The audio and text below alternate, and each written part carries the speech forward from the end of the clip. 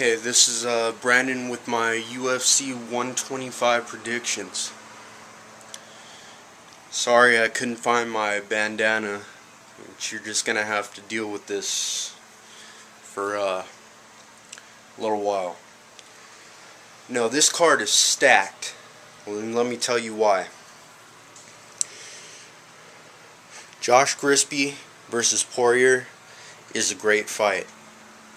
That's the first fight on the... I don't know if it's making the main card or not, but I think Poirier is going to win, and I'm going to tell you why. Josh Grisby, he deserves a title shot, but see, he's been known to come back. If I called Stefan Struve the comeback kid, this guy is... You know, they don't call him the fluke for no reason, because all of his wins seem to be not a fluke, but a fluke. You know, he should have been finished in those first rounds, but he found a way to come back. Poirier, he finishes his fights early. I've seen all of his fights, and that's not easy for me to do. You know, go around looking for these fights, but I'm an MMA fan. And Poirier, I think he's going to take this one. Enough said. I only got 15 minutes, so I'm going to make this worth it. Jeremy Stephens versus Marcus Davis. I got a big thing with weight cuts. And Marcus Davis, great chin, no matter what Ben Saunders did to him. You know, he's got a great chin. But Jeremy Stephens has knockout power. I think he's going to TKO him in the second round. Weight cuts are a very big thing with me. Weight cuts will drain all of your energy. It may not seem like that's what it's supposed to do, but it will.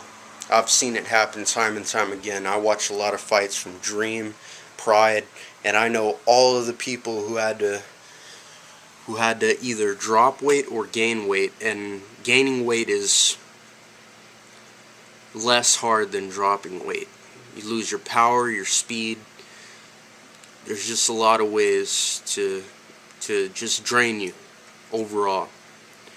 So I'm going to take Jeremy Stephens for the win. Clay Guida versus Takanori Gomi. Man, this is either going to be a stand-up war going to Takanori Gomi, or it's going to be a wrestling clinic by Clay Guida. Clay Guida's got great wrestling. He's relentless, but he works. He works so the referee won't stand him up. He's not like a John Fitch or GSP. At times will just lay there. You know, he'll try to pass your guard, but at some point he'll be stood up. Takanori Gomi, you know, Pride legend, known for his knockout power. He showed that against Tyson Griffin.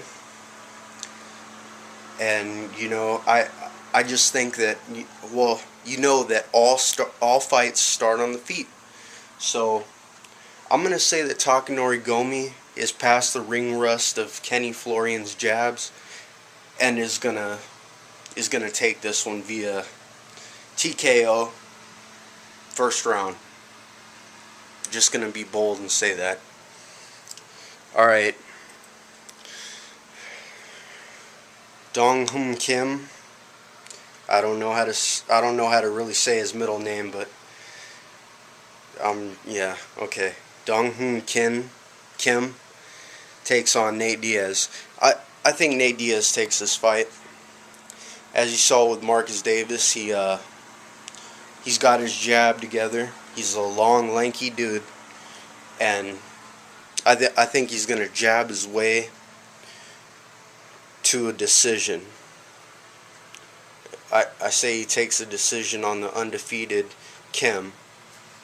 You know, Kim is 13-0 and 1 no contest. I just don't see. I don't see Kim has a good judo background, but let me see how much I got left. Okay, 5 minutes and 7 seconds. Okay. Kim has got a very, well, great judo background. And I think one of those judo throws can be his downfall very easily, because Nate Diaz is not only good at striking, but he's very, very technically sound at submissions.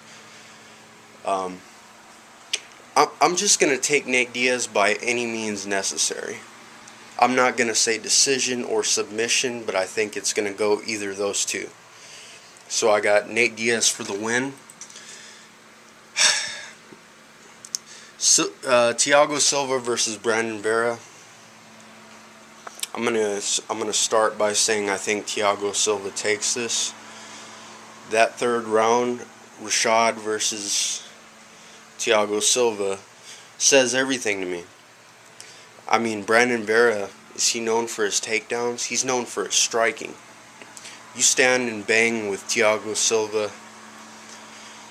someone's getting put to sleep in this fight. I'm guessing. Either it's gonna be a knockout or a fucking brutal decision. And by brutal, I mean them just winging it out. It could be fight of the night. I'm giving that to Frankie Edgar versus Gray Maynard. I'll get to that in a second.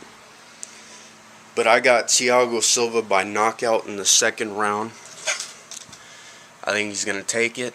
I think he's gonna take it to him. And I got him for the win. Brian Stann versus Chris Leben. Man, Brian Stann, let me just say, is one of my favorite fighters from the WEC. I watched him coming up. I watched him kind of go down. I love the dude. But I love Chris Leben more, and the fans of MMA will agree with me on this.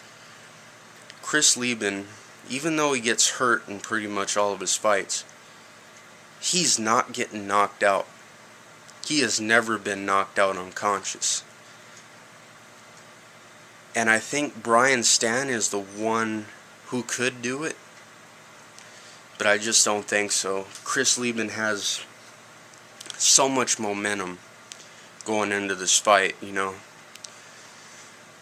I mean, who can say that they went in the UFC and had 2 fights in 2 weeks and won both of them?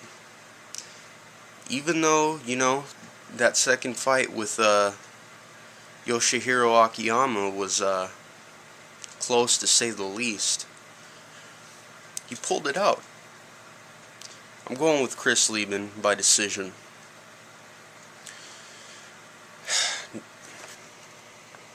Now to the main event. Frankie the Answer Edgar versus Gray the Bully Maynard. Get right to the chase like I did with Thiago. I think Gray Maynard is going to take the fight again. I think his boxing is more powerful. Not more speedy than Frankie Edgar. Frankie Edgar is very crafty with his speed, and I don't want to say technique, because Gray Maynard pretty much outboxed him in the first fight. I don't think Frankie Edgar is the same though. I don't think he's the same fighter. And I do think Gray Maynard is what he's always been, is a technical great fighter. And people bash him for the lay and pray. I mean, I haven't really seen that. Go back to all of his fights, and he's dropped pretty much everyone he's faced. Gray Maynard, it was a close fight up until the third round. He really put a wrestling clinic on Frankie Edgar in that third round. He lifted him up and slammed him like he was a little schoolgirl. I just think that, yeah, Frankie Edgar has cardio that went 5 rounds twice with BJ Penn.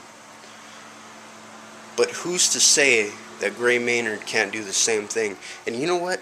I think it's going to be a finish in this fight. I think Gray Maynard is going to ground and pound him in the 4th round. That's just my opinion.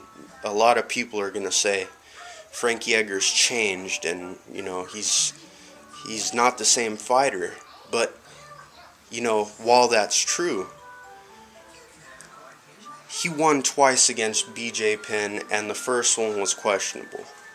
I still think he won it, but it could have been a draw. Let's be honest.